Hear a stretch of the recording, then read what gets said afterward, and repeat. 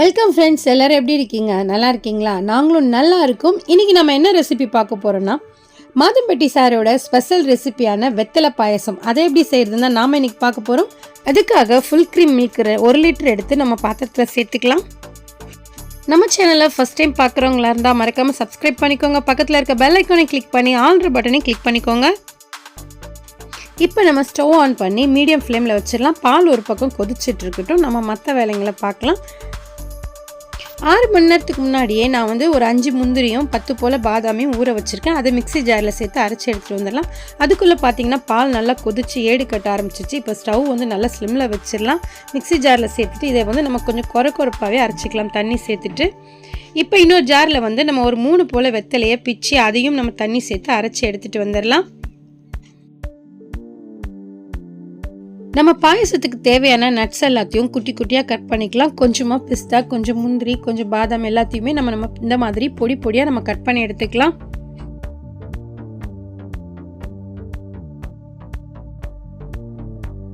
அரைச்சி எடுத்துகிட்டு வந்த வெத்தலையை நம்ம இந்த மாதிரி ஒரு ஃபில்டர் வச்சு ஃபில்டர் பண்ணி எடுத்துக்கலாம்.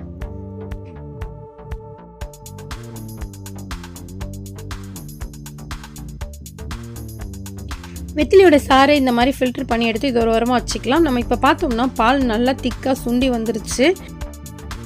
இந்த ஸ்டேஜில் நம்ம பாயசத்துக்கு தேவையான சர்க்கரையை சேர்த்துட்டு நல்லா கலந்து விட்டு மீடியம் ஃப்ளேமில் லைட்டாக ஒரு கொதி வர வரைக்கும் நம்ம கலந்து கொடுத்துக்கலாம்.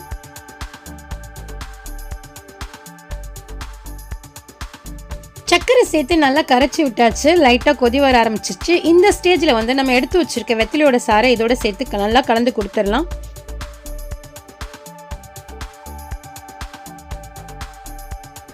வெத்திலையும் கலந்து நல்லா மிக்ஸ் பண்ணி கொடுத்தாச்சு. இப்போ லைட்டாக கொதிச்சுட்டு இருக்கும் போது நம்ம கட் பண்ணி வச்சுருக்க நட்ஸ் எல்லாத்தையும் 1 by 1 இதோட சேர்த்து நல்லா கலந்து கொடுத்துடலாம். நம்ம சேனலை ஃபாலோ பண்ணணும்னு நினைக்கிறவங்க டிஸ்கிரிப்ஷனில் வாட்ஸ்அப், இன்ஸ்டாகிராம், ஃபேஸ்புக்கோட லிங்க் இருக்குது, ஃபாலோ பண்ணிக்கோங்க.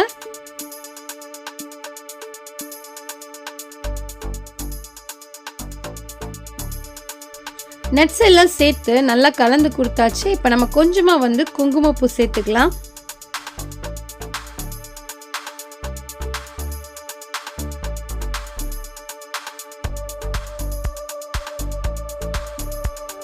இப்போ நம்ம அரைச்சி வச்சோம் இல்லையா, அந்த முந்திரி, பாதாம் அந்த மிக்ஸையும் இதோட சேர்த்து நல்லா கலந்து கொடுத்துடலாம்.